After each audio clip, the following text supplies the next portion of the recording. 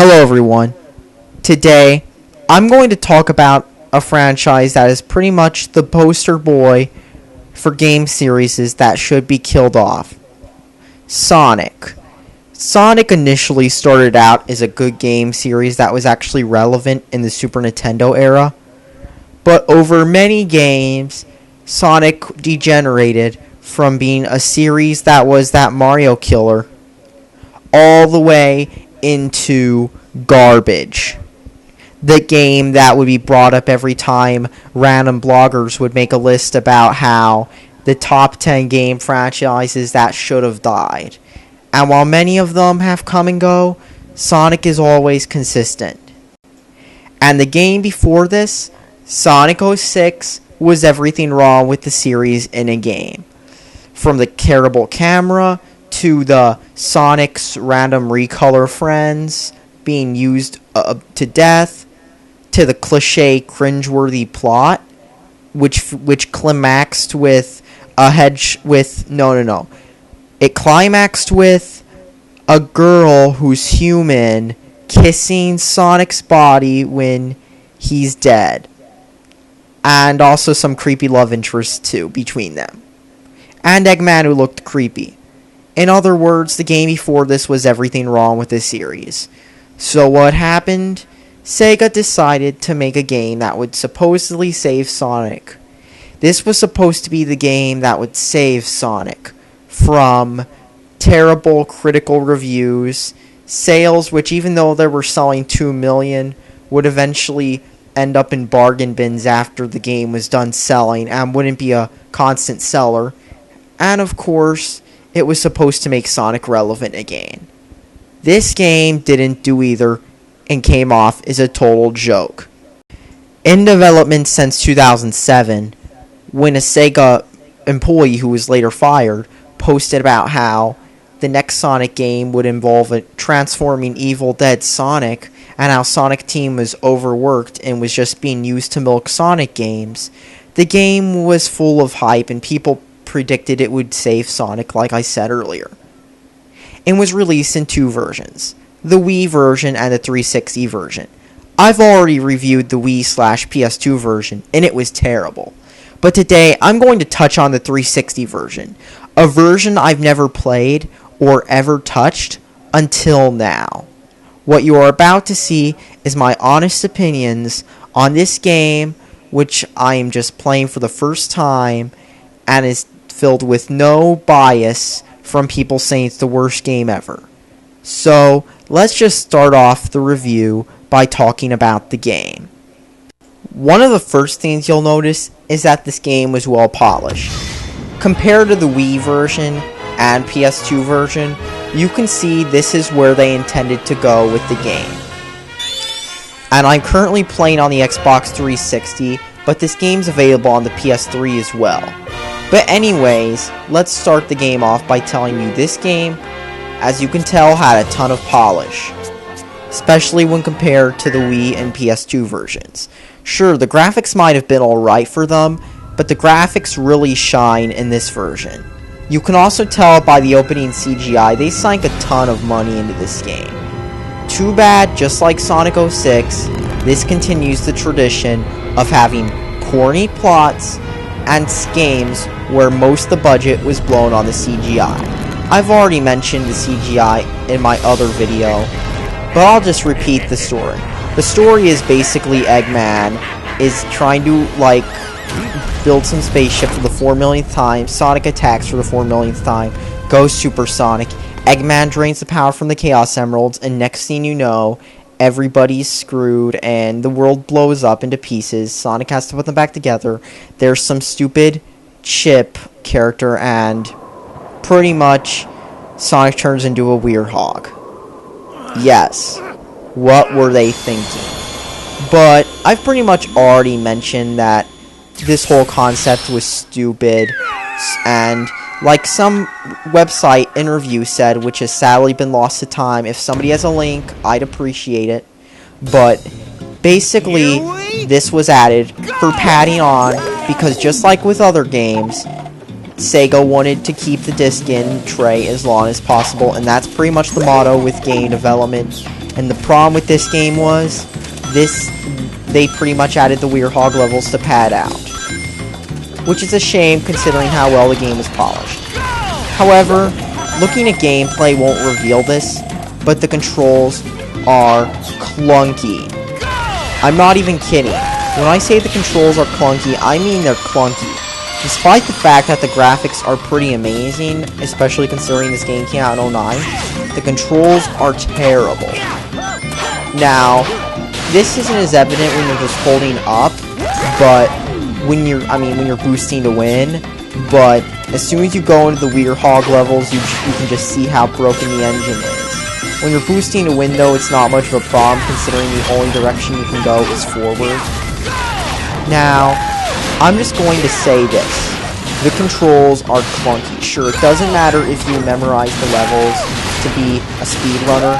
That doesn't change the fact that despite all the polish put into this, which is also a shame considering this game's got some pretty good music compared to the Crush 40 music used in, say, Sonic Adventure 2, you have, well, you realize this game was just, they put all the polish into it, and yet the game just blows. And now for the bad part. The first bad part is that the hub worlds are back. Yes, that's right. One of the most hated features of Sonic 06 is back. Unlike the PS2 version, there's also some XP system which comes off as tacked on. It's like they wanted to try to boost replay value with gimmicks instead of making a game that you'd be replaying. Of course, it doesn't matter considering this game wasn't that great, and not long after it came out, it ended up in bargain bins. The hub worlds consist of you running around and talking to people. While the graphics look alright in the daytime levels, you can't get over the fact that the gameplay is boring. But that's far from the biggest problem with this game. One of the biggest problems of the game was the Weird Hog levels. You could tell that the people who made them didn't give a shit and were too busy trying to make them tack on the gameplay to please the higher-ups at Sega, who just wanted to milk a game out so that the people who spend $60 every other year or every year to fund this can keep doing it.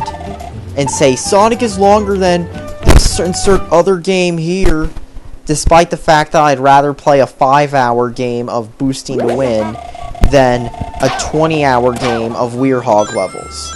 And let me tell you, the Weird Hog levels suck.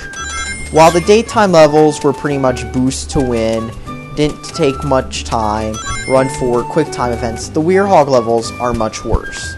You see, while the daytime levels might have been meh, the Weird Hog levels are garbage. The Weird Hog levels are plain and simple garbage. Simply put, people sometimes will defend this by saying, it's amazing. This is basically the epitome of boring. Basically, you run around as Sonic the Weird Hog and basically bash shit. Literally, you only need one button to beat these levels. The X button. Literally. That's all you do. Not only do the graphics look worse, like there's less polish in these levels, but you can tell that the game wasn't optimized because as soon as 400 enemies appear on screen, the frame rate just sags. I mean, this all the time in these Weird Hog levels, you'll just be running around, beating these stupid things, and then sag, because the frame rate will just dip. It's like the engine wasn't just designed for going forward and not designed for Weird Hogs. Like when you have a ton of enemies on screen, you'll just notice the game just chugs.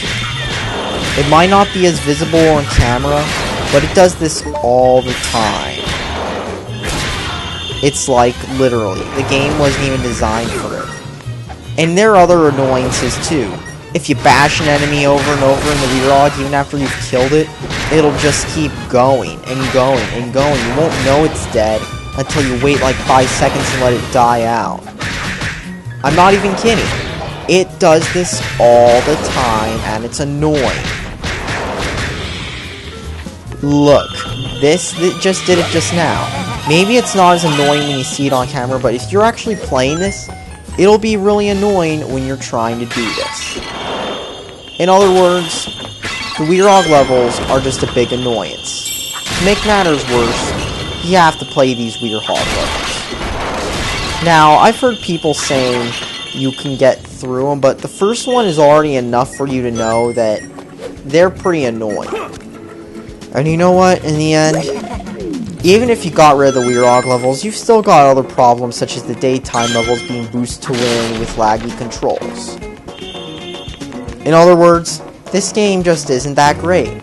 This game is pretty much a sign that the Sonic franchise is screwed up beyond repair. Not even BioWare, a well-known developer with tons of good games in their past, could make a good Sonic game. And when that happens, you know a franchise is fucked up beyond repair. In other words, only buy this game if you have a friend and you want to torture him painfully without getting a laugh. Well, you get more laughs by buying Sonic 06, honestly. This game is boring. Literally. I mean, seriously. Just look at how the frame rate just chugs. But about the gameplay, the controls are laggy. The only really good thing is the music, and that's about it, really. Please save your money and get better games. This game is just a waste of money. You'd be better off getting the $10 this game is worth used and setting that on fire.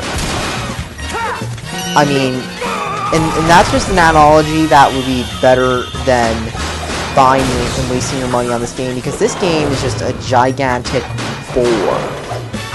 And everything wrong with the Sonic franchise after Sonic 06. They put it in a new direction, and it wasn't even a good direction, because now it's going to crap. There's still gimmicks such as Sonic Colors and Lost Worlds as Wisps, or Sonic Generations as classic Sonic theme for you-know-who, I don't even need to say. In other words, this game and the Sonic franchise in general aren't that great. Please, save your money and go play better games. There are better platformers out there, even in the same genre. Sonic's not even that good. All in all, thanks for watching, and please subscribe for more. And another thing, please, if you really want a franchise to succeed, don't buy every single game with the franchise logo on it, because that's just enabling it to continue going downhill. Just look at how stuff like Tony Hawk happened, or Need for Speed. People kept buying those games, they went downhill, and it was only until too late that they really went down the gutter. At least Need for Speed got saved in the end, but Tony Hawk, I'm not so sure about that one. Anyways, thanks for watching, subscribe for more, and remember, Weirhogs are boring.